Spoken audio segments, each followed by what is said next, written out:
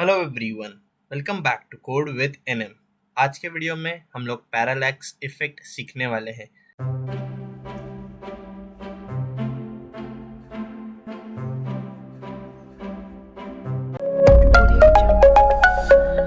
तो पहले ये समझते हैं कि पैरालैक्स इफेक्ट क्या होता है। पैरालैक्स इफेक्ट आपके एंटायर वेब पेज में जितने भी इमेजेस हैं उन्हें आप जिस डायरेक्शन में मूव कराना चाहते हैं with respect to your web page, उस डायरेक्शन में आप मूव करा सकते हैं।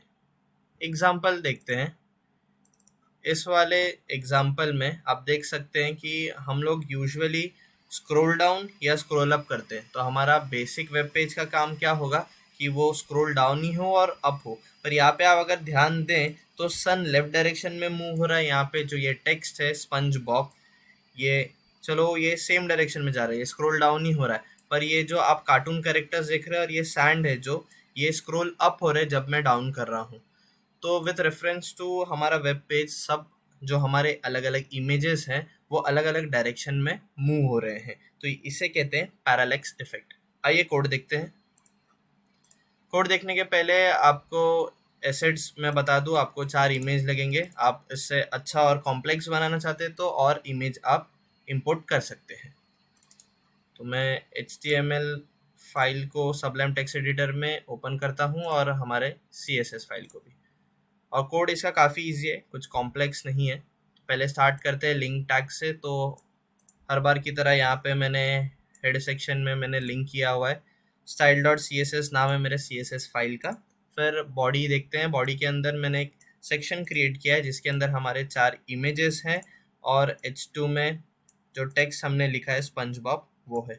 आप यहाँ पे ध्यान देख सकते हैं कि मैंने जो कैरेक्टर्स उठाए हैं, जैसे कार्टून जो इमेजेस उठाए हैं सैंड, सन, तो मैंने वही नाम दिया है और आईडी भी वही नाम का रखा है ताकि आगे जाके मुझे कन्फ्यूजन ना हो।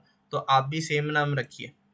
नेक्स्ट स्क्रिप्ट है इसके अंदर और ये जावा स्क्रिप्ट ही है, तो इसे थोड़े देर में हम लोग समझते हैं। तो HTML बस इतना ही था और इसमें कुछ नहीं था। CSS पे आते हैं तो CSS में एज यूजुअल जैसा हम करते हैं, margin, padding, zero. Font family यहाँ पे मैंने पॉपिंस यूज़ किया है।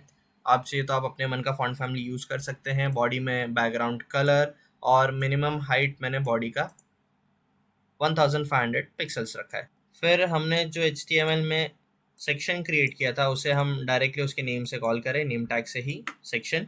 और वहाँ पे मैंने पोजीशन रिलेटिव दिया है, विथ 100% दिया है, हाइट 100 VH दिया है, ओवरफ्लो हिडन है, डिस्प्ले फ्लेक्स है, जस्टिफाई कंटेंट सेंटर और अलाइन आइटम सेंटर्स, मतलब सब कुछ बीच में अलाइन होगा।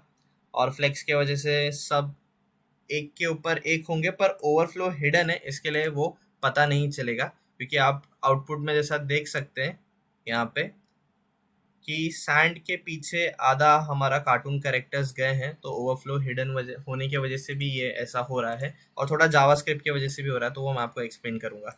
फिर सेक्शन बिफोर में हमने कुछ यहाँ पे प्रॉपर्टीज़ डिफाइन की है और सेक्शन आफ्टर में, तो पहले वो देख लेते हैं। बिफोर में बॉटम 0 होगा विथ 100% और हाइट 100 पिक्सल्स होंगी। Background linear gradient to top, top से ये कलर देंगे तो ये येलो कलर है और ट्रांसपेरेंट होगा। मतलब अगर आप टिंटेड पेपर जानते हैं तो tinted paper colourful plastic paper होता है जिसके आप आर पार भी देख सकते हैं। तो समझिए कि ये वही इफेक्ट जनरेट कर रहा है।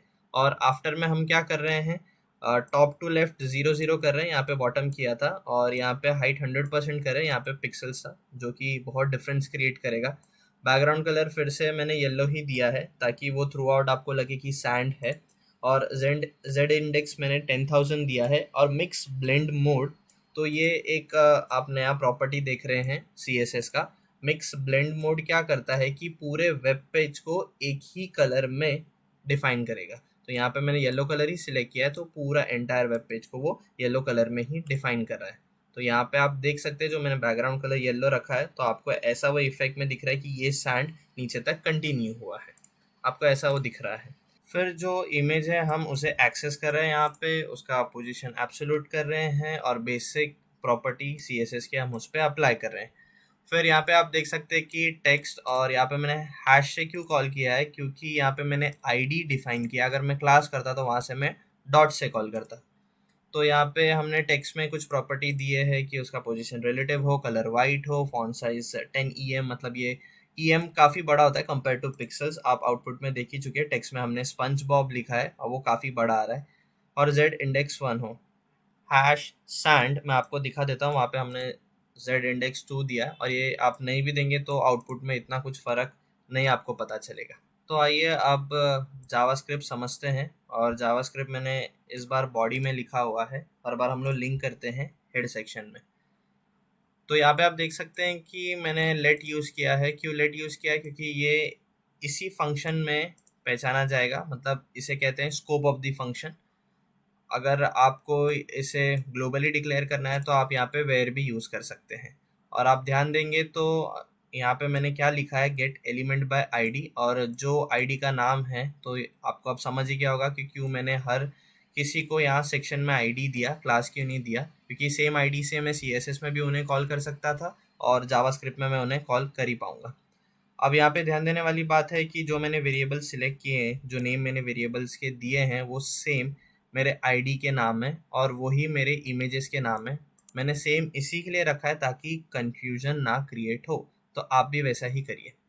तो यहाँ पे हमने वेरिएबल्स को डिक्लेयर कर दिया और उनमें सारे HTML से आईडी को कॉल कर लिया है। अब window dot add event listener scroll, तो जब स्क्रोल होगा तो हमने एक फंक्शन बनाया है, वो फंक्शन पे हमने विंडो में स्क्रॉल कैसे होगा, वाई एक्सेस पे होगा, इसके लिए स्क्रॉल वाई लिखा है ऑब्वियसली। अब हर बार आप स्क्रॉल अप टू डाउन ही करते हैं, अगर आपका विड्थ में वेबसाइट बड़ा है तो ही आप लेफ्ट टू राइट करेंगे। तो आप वैसा भी ट्राई कर सकते हैं यहाँ पे स्क्रॉल एक्स लिख के, पर आपको वैसा वेबसाइट क्रिएट करना पड़ेगा। तो हमने क्या किया है कि background style dot top equals to value, उसको मल्टीप्लाई किया है 0.5 से प्लस पिक्सल्स, मतलब जो भी वैल्यू है हमारे बैकग्राउंड का उसको 0.5 से हम लोग इंक्रीज कर रहे हैं। 0.5 क्या?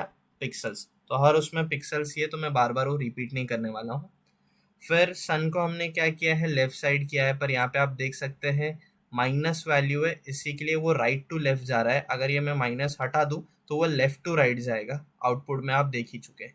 और कार्टून डॉट स्टाइल, तो कार्टून हमारा जो है वो टॉप, और मैंने यहाँ पे माइनस वैल्यू यूज़ किया है, इसके लिए वो टॉप टू बॉटम नहीं आ रहा है, माइनस के वजह से वो बॉटम टू टॉप जा रहा है।